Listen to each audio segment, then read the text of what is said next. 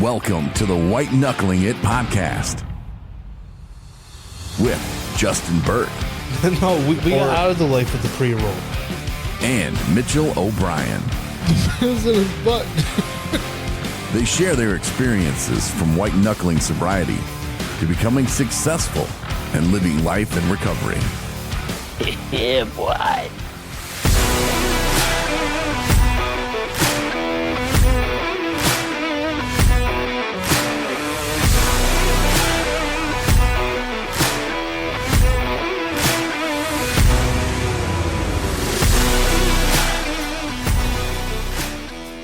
What's up? Welcome to the White Knuckling It podcast. This is your host, Justin Burke.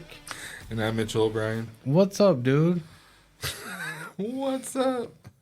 You told me you were tired, so I kind of am. I can feel it. I've had a mentally draining day. Where are you at? Where am I at on an energy scale? Yeah. If it doesn't have to involve work, about a 75. What about you add work into the equation? About a 25. About 25? Yeah. I'm only about a 30, but I'm like faking a solid 52. That is so messed up, bro. Wow, you don't. First of all, we don't fake it till we make it. Wait, what? First of all, we're never faking it until we make it. I don't think that's how the saying goes. Yeah. It says fake it till you make it. We don't fake it until you make it. You don't. Because faking it just gives false hope to yourself. It's like saying you're sober, but yet you're still smoking some weed. The old California sober? Yeah. Are you really sober? No. I mean, let's just be honest. So see, people like that fake it till you make it. Like you're never gonna make it. Like until you have it dead set that you want it. Right. It's just never gonna work. That does bother me. This is going to be controversial. That does bother me. Stop saying you're sober if you're using a different substance. Because, okay, maybe you're not using your drug of choice. Right. But you're not actually sober by the definition. Right. You know? It's a helicopter. A little one. Just a little helicopter. It's like an RC. There's a drone flying by the window. It's our janitor vacuuming, in case people can hear that. Janitor. If I can hear it in my headphones, they can hear it. Anyway. She don't ever listen to our podcast, so that's why I'm going to call her the janitor. I'm not going to say we have a volunteer here in the work office. It's our janitor. What other nicknames not going to stick anymore? So, I have a question for you. What's that? Tell me, it's more of a request. What? Will you tell me what you know about elephantitis? No, we're not discussing that on the podcast, Mitch. Well, you wanted to talk about balance, and I feel like from what you've described to me in the pre-roll that we don't do pre-rolls. It could off-balance you. We don't publish pre-rolls. We do pre-rolls. No, we don't. We don't live the life of the pre-roll no more, Mitch. Well, stop recording before you hit record. I don't know what that means. What are you doing? I was looking at this.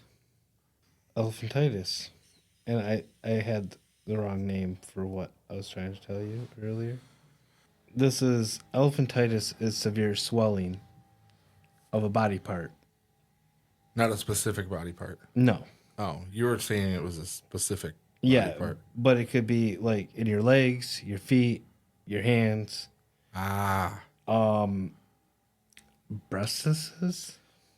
Okay. Maybe in the face it shows here. Well, it feels more insensitive that I brought it up now. Maybe in your scrotum. So, yeah, I mean, it affects the body of swelling and thickening and hardening of body parts, like to quadruple their size, if not bigger. I really want to go there, because it doesn't take a medical condition for certain body parts to thicken and harden and be quadruple in size. This is not the podcast for that. Okay. You led me right into it. You can't lead me right into it. It hurts if I don't say these things when you lead me into them. Oh, Like it physically, emotionally, and spiritually hurts. yeah. Yeah. Okay. If I just have to be like, nope, just let him go. But that's what it is, and it could throw your balance off whack. Yeah. Like because of what it is. Mm-hmm. It's whack. But anyways, speaking of balance, in early recovery, we have to find that balance to get us whole again that we keep talking about. Make sure you have time for your therapist, meetings, maybe going to treatment, and realizing that everything is going to be all right, even though we're so filled with anxiety and the pressure of everyday living, that everything's going to work itself out. Mm-hmm. Because if we don't take care of ourselves, who's going to take care of us? Right. I feel like a lot of people are looking for somebody to take accountability for themselves. How do I say that properly? A lot of people are looking to put the accountability they need to be taking on themselves on other people. They want to be taken care of by other people. They want other people to deal with their issues for you. I was that way for a really long time until I got into a program that did kind of, they took me by the hand, but they really showed me how to take accountability for myself, how to balance my life for myself. And, I was lucky because my recovery program, the IOP that I had started, was, they took it slow. They didn't want you to do too much at a time. They were really big on doing too much right off the bat is just going to make you backslide. You're not going to get anywhere doing that. And Well, the difference between IOP, first of all, and residential treatment, for those that don't know, IOP, you still have to live everyday life and go home and deal with the pressure of life. When you go to residential treatment, those pressures may still be there a little bit, but you're inside of a facility for 30 to 90 days. Mm-hmm. And so there's a lot of different pressures there. So in residential treatment, a therapist may bring up all kinds of stuff because you're in good care. right. But in intensive outpatient setting, it's let's just take one piece of the puzzle at a time. Because they don't want you to be overwhelmed because they know, like you said, that everyday life is still happening once you leave that room with your therapist. Right. So Most people still try to hold jobs and work and do it. Mm-hmm. Yeah. I needed that slow approach because of where I was emotionally and just with my mental health.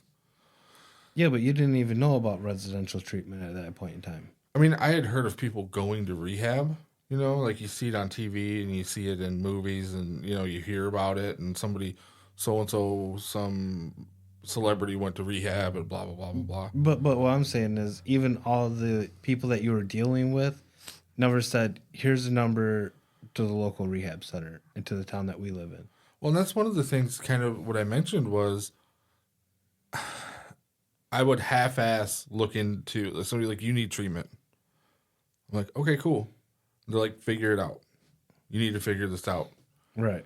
I wasn't ready at that point because I would go in and I'd Google it, find a phone number, call it, hope nobody would answer. Most of the time they wouldn't. And then I'd be like, oh, well, I gave it a shot. Didn't work. That's where I was. And we've talked before in other episodes about what it kind of took for me to, it took a lot for me to get to that point to where I really wanted it, Yeah. And then I just happened to find the recovery program that I was in, which was an outpatient program. And it just happened to be that, like, key or combination. That's what I was calling it. That combination lock. You know, I had the Vivitrol MAT program, and I had the peer recovery coach, and I had an amazing therapist, and it was all being overseen by a medical doctor. And then we added, because of where I was mentally, a psychiatrist in there, which not everybody got in that program, but the people who did got that. And I had this whole team, and they all kind of came together within themselves to make a plan for me, to make sure that I wasn't overwhelmed, and to make sure I had the support that I needed and all of that. And it made it easier with all of that because I wasn't making them make me accountable for things, but they were they were really guiding me into learning how to do that myself. They were guiding me into learning how to balance things, and then it was it was one thing at a time. It was one step at a time. I don't like to say that much because it sounds kind of cliche, but there's not really a much better analogy for it. No. They would just add little things. Here, all right, now let's do this. All right, now let's do this. I'd be like, I really need to get a job. And my therapist would be like, do you think you're ready? And I'm like, no. But at the same time, you got to support yourself. Right. And I was lucky that I had some family that was able to help out, there. Not everybody has that, though. So other people have more pressure put on them. Right. It just happened to be what worked for me. And where did balance really come into play for you along your journey through like treatment and sobriety, recovery? When I got to sober living, I had to really learn how to balance my time management, really. Because like I had work so many hours a week, pretty much full time, minimum 32 hours a week. I had to hit at least 5 outside meetings. The sober living house I went to, Nathan's house, it wasn't a requirement, but it was a suggestion to have a therapist that you dealt with, because in early stages of recovery, you have all this overwhelming stuff, and then to have a sponsor on top of it. So like you really had to sit down and learn how to balance your time management, and to go to work, to figure out what meetings you can go to this week with your work schedule, and to be up and doing all this, And honestly, my life prior to that, I didn't have time management. Right. It was when I felt like doing it, I did it. It could be the next 30 seconds I would do it. It could be a week from now before I did that one thing. And it really took a toll on a lot of relationships I had. And not like intimate relationships, just relationships with people in general, Yeah, friendships, family relationships, like all, in general. It just took a toll on everything because I was unreliable, because I was more worried about chasing the dragon. I have a question for you. It's a little bit of a rabbit trail, but not really. Getting out of inpatient treatment and then getting into a sober living house, how did finding a job look for you? Did you have did you need money to get into your sober living house right away, or I actually did, but there was a program back in the day that helped to get me into my sober living house that no longer exists. Oh, okay.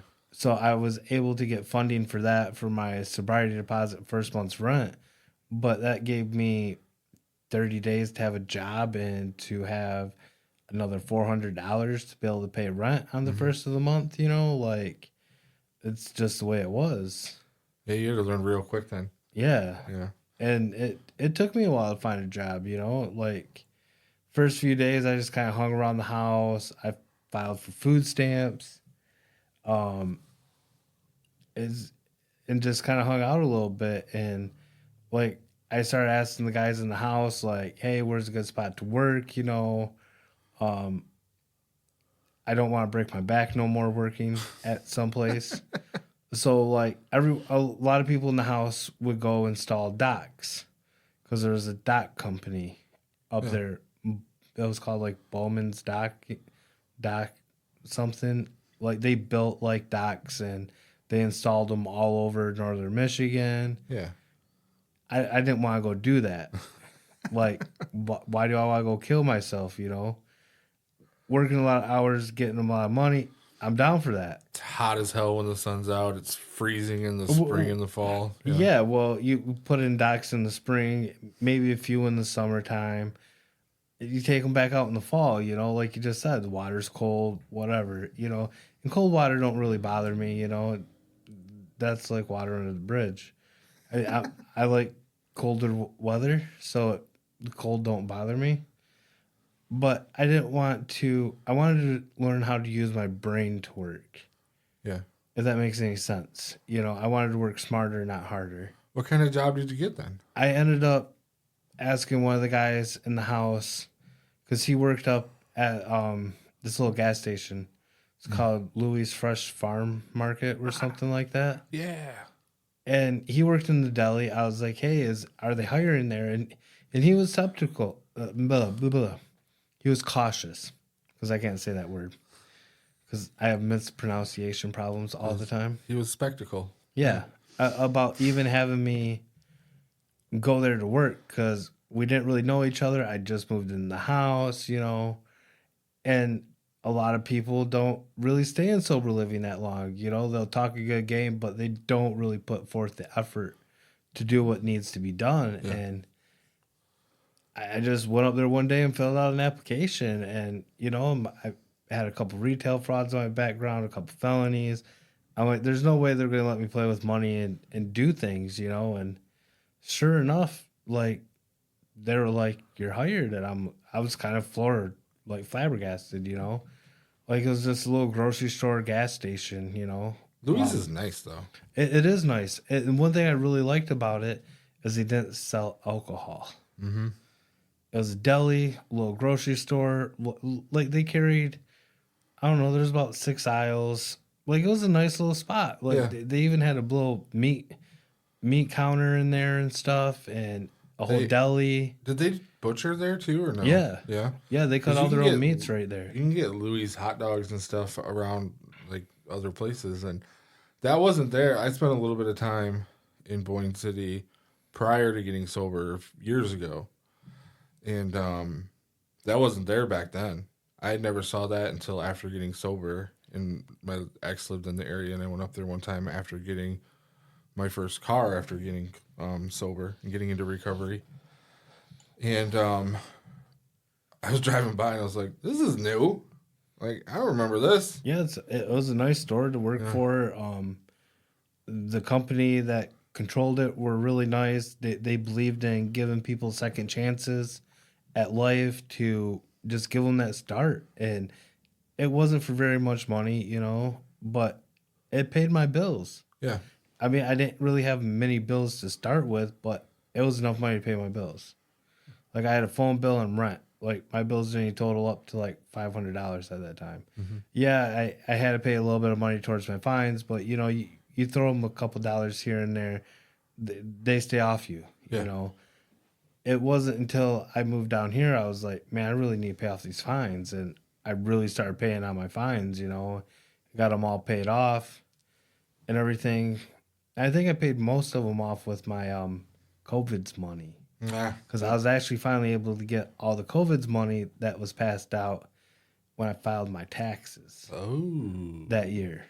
nice. So I still had some money left over from that. And then I ended up moving back to Traverse City to work in recovery. You know, came down here to another sober living house. The house down here was governed by themselves. So it'd be like 5, 6 guys in a house, you know, you suspect someone using substances, you know, you could be like, hey, we need you to pee in a cup. Yeah, Yo, you're blowing tonight. You know, you're not acting right. And so it was kind of like that, you know, we interviewed people to get into the house as a house. You know, it wasn't just one person saying, hey, well, you guys are getting a new housemate. Whoa, like who is this guy? Like I got a room. It wasn't nothing like that. Yeah. And the first place I went to was like that though, but it was a place where it was a lot more stricter rules. You had a problem, you called the house manager or the owner, and they took care of it. And typically, the owner didn't play around. Like he wasn't afraid to give people the boot. Yeah, that's what I've heard. When I showed up there to actually go into that house, he was actually packing up all the house manager's stuff and said, "Yeah, I'm taking all this to the dump. This dude relapsed and ain't coming back." And I didn't realize he was joking at the time. I ended up meeting the guy, cool dude, real cool dude. But man, when he started drinking, because he ended up relapsing again, and just like the rest of us, we turned into real D-bags. Yeah. There's no other way to put it, but it's just the accountability there was so high that I came from a different standard of accountability, time management, and balance. Because like if you weren't balancing your life right, like he would jump your shit. Yeah. And so it was almost like having a dad around, if that makes any sense, you know. And we're all a bunch of grown men having a grown man tell us how to live our lives. So it was like it really taught me how to live life though. But at the same time, I didn't know how to live life like that. I didn't know how to live life sober. And so I needed that guidance. And I took it as guidance, And if I got yelled at, I'm like, well, maybe I did mess up. It's my problem, not anybody else's. Mm-hmm. It was taking that accountability for our own mistakes.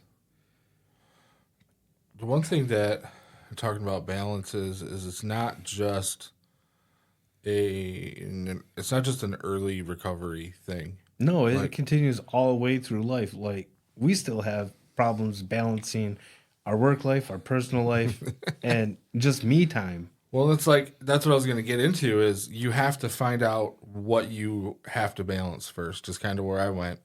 Because I could feel that it was out of balance. I was getting stressed out with some things.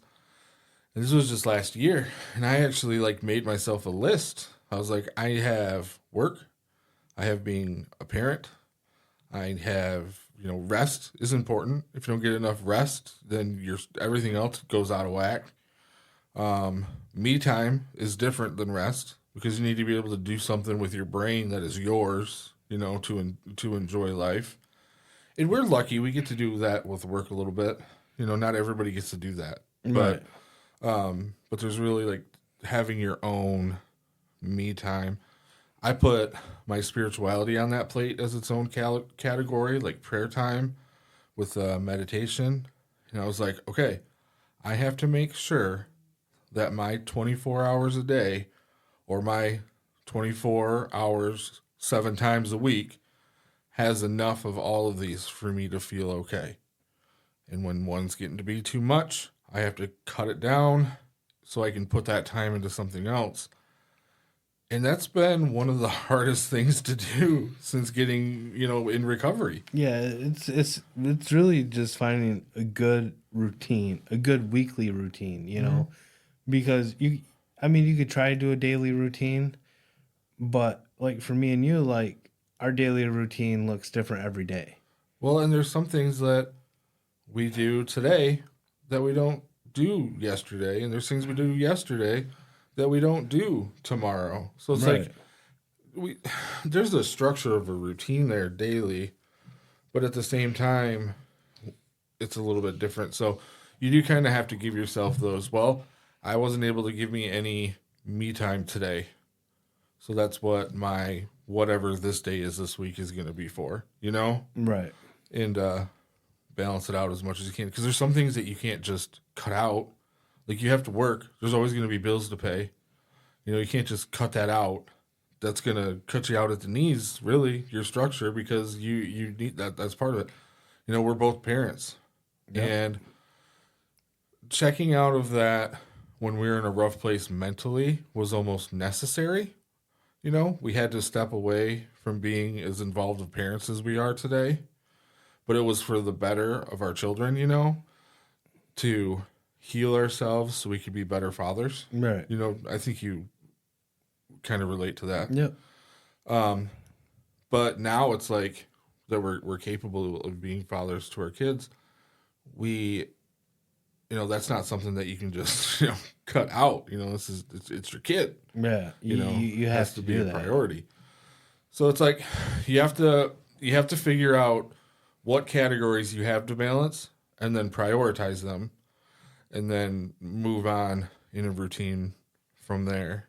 And it's okay if your Wednesday looks different than your Monday, if your Saturday looks different than your Thursday. You know, it's kind of how weeks work. But you do have to make sure that throughout that week, you don't get overwhelmed Right. and stressed out.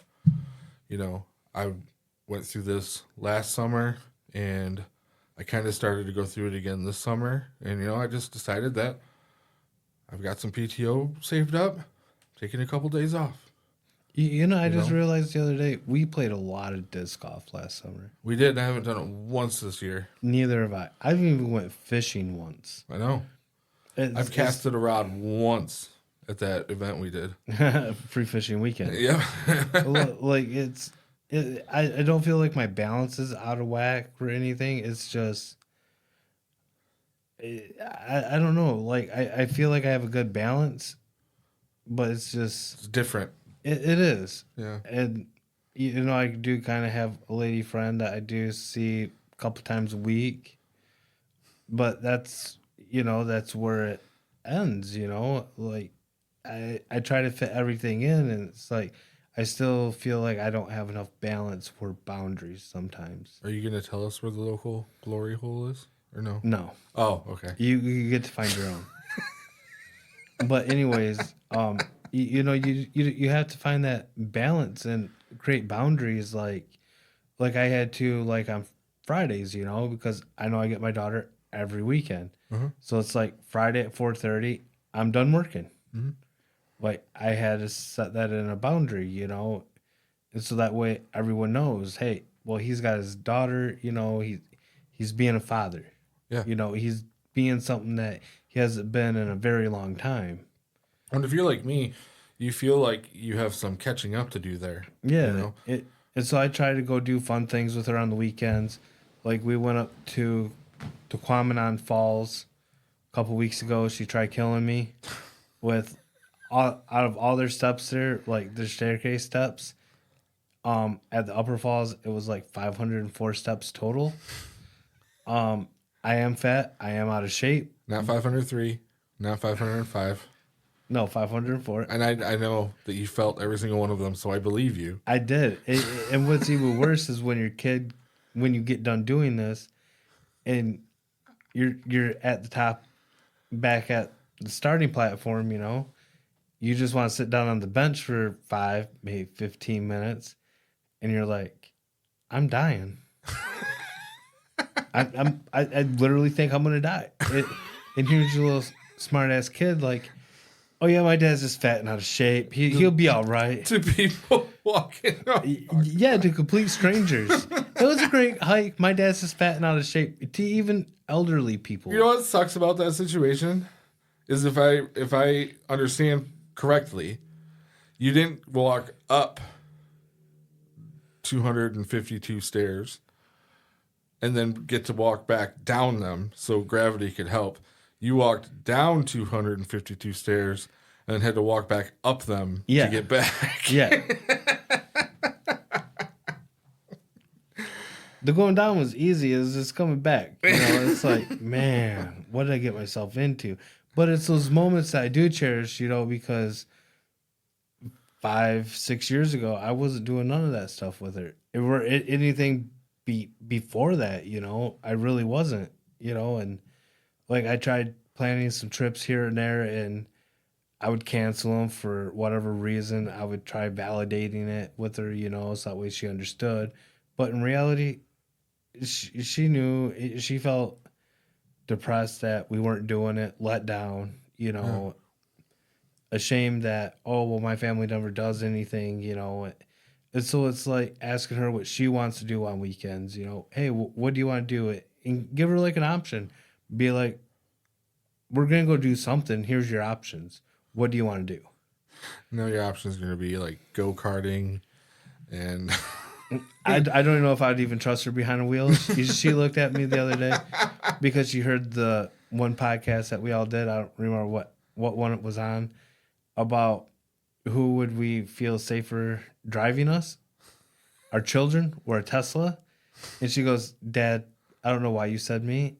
I'd feel much safer if a Tesla was driving me around. I'm like, oh, noted. I'm pretty sure Corey and I both said that. You guys did it. And foolish me thinking my daughter is going to be somewhat responsible here. Dad, why would you say me? You have faith in your daughter, and that's beautiful. Yeah, but you know, I make sure that we try to do something on the weekends. Like, hey, we're going to go do something. We're going to go spend family time together. Whether if you want to or not. Yep. This is what we're doing. And it's to try to show them, you know, hey, these are the actions. You know, I'm just not talking a good game. I'm actually putting those words into action, which really shows people that we are actually doing the right thing. Right.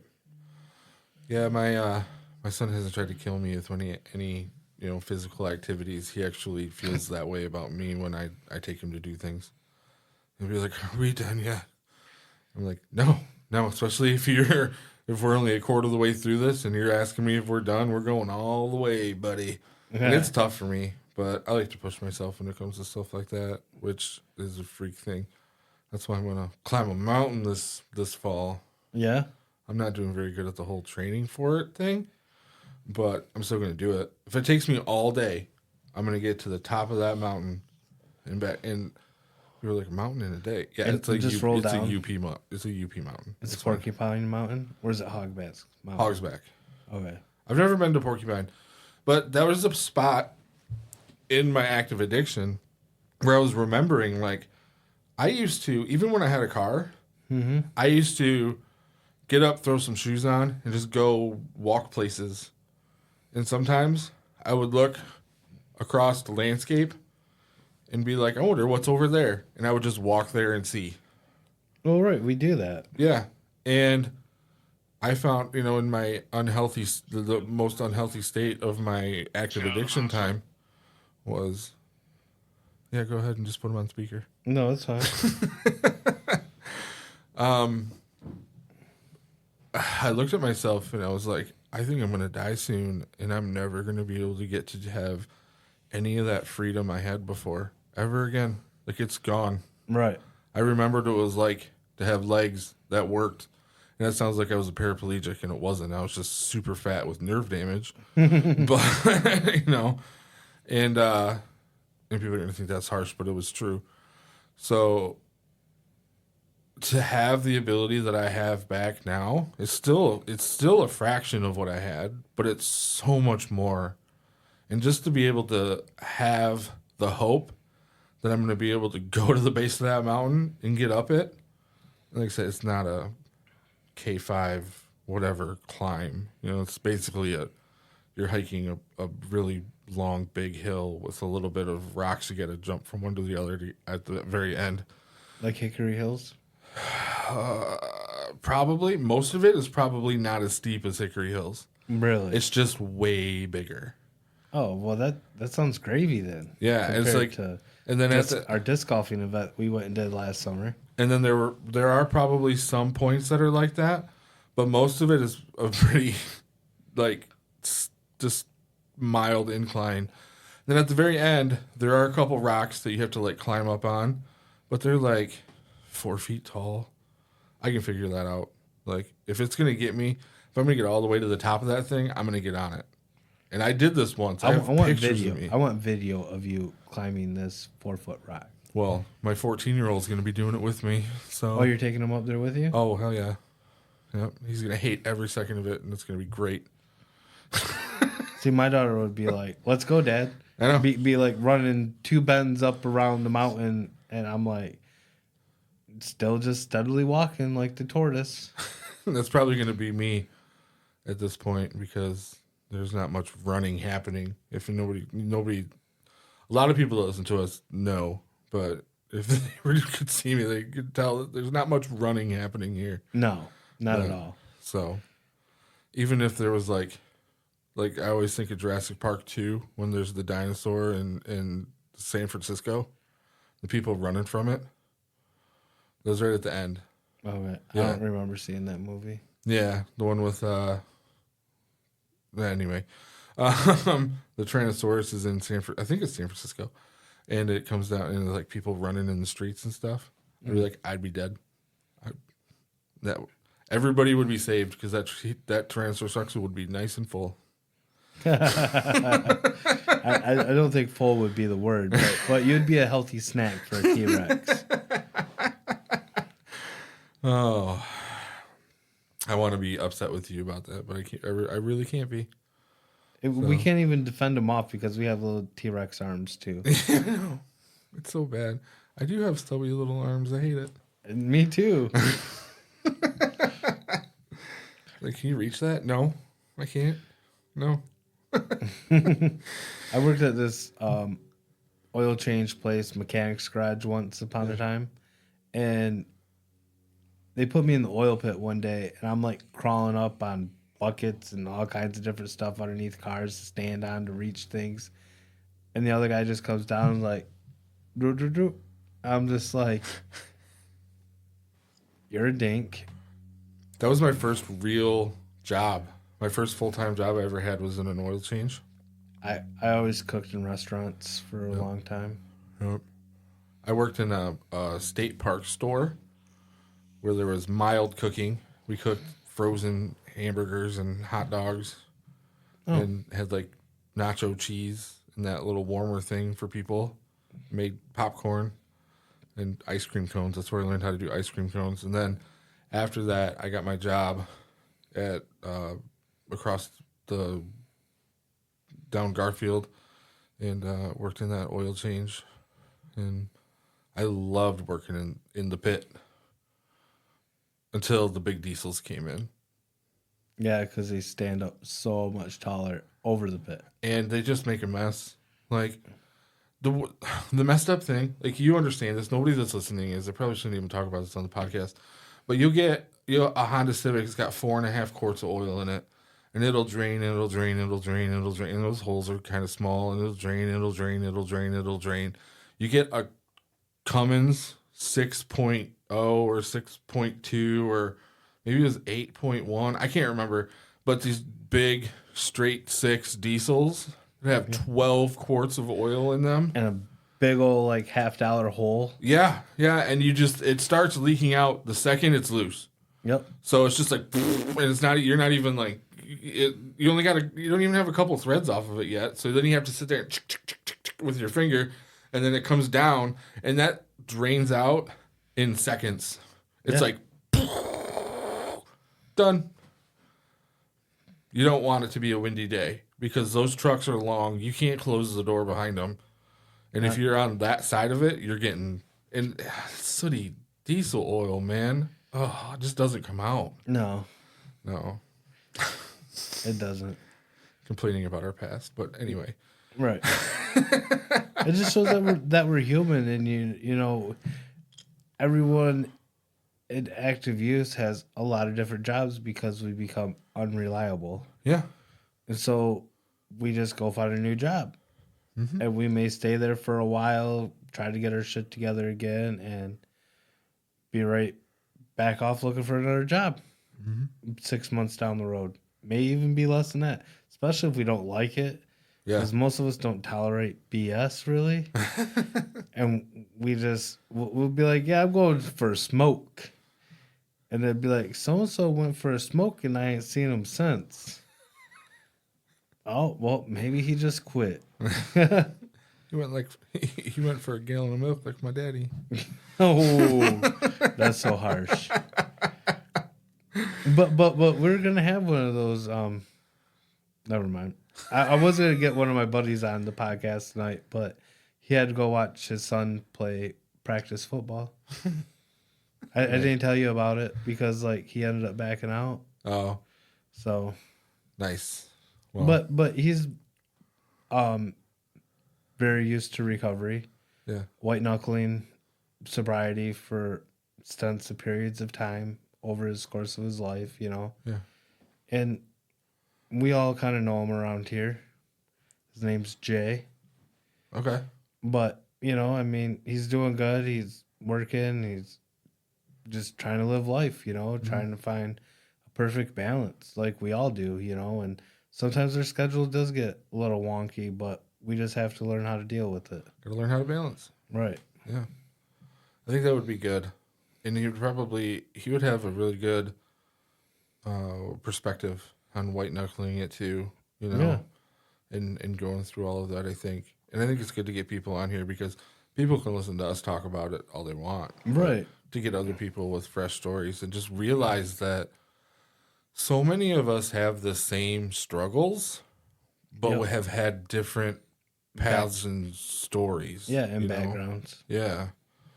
And just who and how it affects. Right. So we're gonna get guests on here and they're gonna be diverse. Very diverse. Young people, old people. Yep. People of Different races. Yeah, you said it better than I was gonna. Different ethnicity. Something like that. Genders. Yep, it's gonna be good. Yeah. So I have a couple ideas too. I've been meaning to talk to you about it, but well, man, one thing I got coming on that I'm working on balancing is I'm going to the dentist here. Ooh. Yep. I'm waiting for them to give me a call back. This will be the first time I'm going to the dentist in 17 years. No, Well, 17 years. At least you got good insurance. Since I was 17. So it wasn't 17 years. Since I was 17. It's been more than 17 years. Probably like 20 years. Yeah. So. And they're going to try to get you to buy this really fancy toothbrush. And it is worth the money. Uh-huh. I got a different one, but it was for a couple dollars less. But their little package isn't really that badly priced. Mm-hmm. I would recommend spending the money, get a nice toothbrush. Tells you where you're brushing, if you're brushing too hard. Like, it's this really nice toothbrush. My mouth feels so clean after I use it. Like, I enjoy brushing my teeth now for 2 minutes. Before, I'd be like, yeah, that's about 2 minutes. And it may have been 45 seconds. You know, you just don't know until you actually sit there with a timer and, like, tells you where to brush and how long. And if you're pressing too hard, you know, so that way you're just trashing your toothbrush. You know, it's really nice. Yep, I'm looking forward to it. I'm not, but I am. But it's all part of the balance of my self-care and, you know, doing what's right for my health and stuff like that. So. Yeah. But, yeah, man, I'm glad that we got to talk about this. I hope somebody took something from it and, you know, really pays attention. Like, what I really want people to take from it is if you're feeling out of balance especially, do some inner reflection and find out what you have. Categorize it if you need to. Right. I have this part of my life, this part of my life, this part of my life. And then look at them and kind of give them like different levels of I do this one way more and this one's lacking and this one is just as important. So then how do you bring those two things to an equal amount of time or what you need for them? And just be self-aware, you know. Just and it's kind of like the 4-step. I've heard people in 12-step groups talk about how the 4th step is the continuous step that you never stop, and I feel like this is part of that. It really is. You know, It gets thrown in there, and you have to have that self-awareness. Yep. So, but, all right, man. All right. Cool. Later. See ya. Thanks for listening to the White Knuckling It podcast. For more details on the show and for more episodes, log on to whiteknucklingit.com.